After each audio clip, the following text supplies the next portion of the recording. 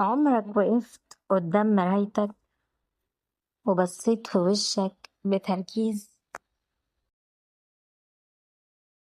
وشك مش مجرد ملامح، ده سجل للحاجات اللي عديت بيها.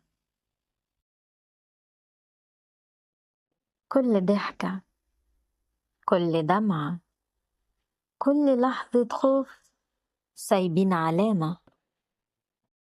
وشك بيحكي من غير ما يتكلم. لما تفرح، تضحك، عضلات معينة في وشك بتتحرك.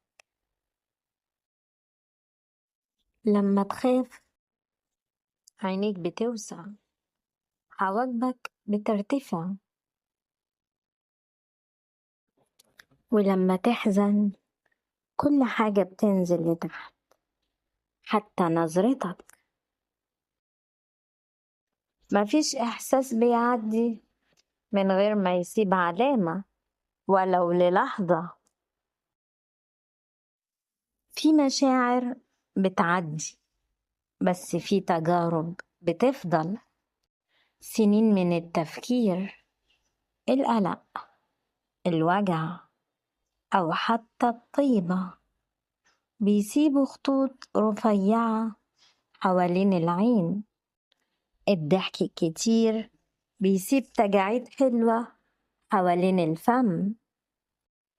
واللي اتوجع مرة ممكن تلاقي في عينه حزن مش رايح.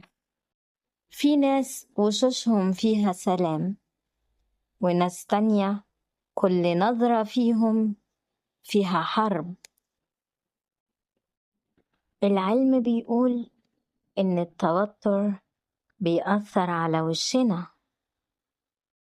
الكورتيزول اللي بيزيد مع القلق ممكن يبوظ البشرة ويخلينا نبان أكبر.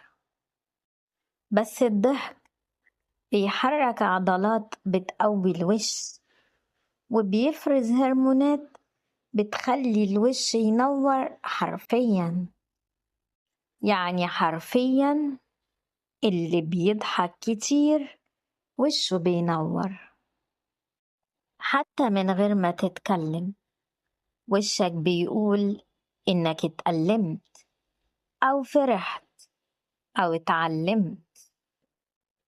في ناس بتخبي، بس الوش ما بيعرفش يكذب. خد لك لحظة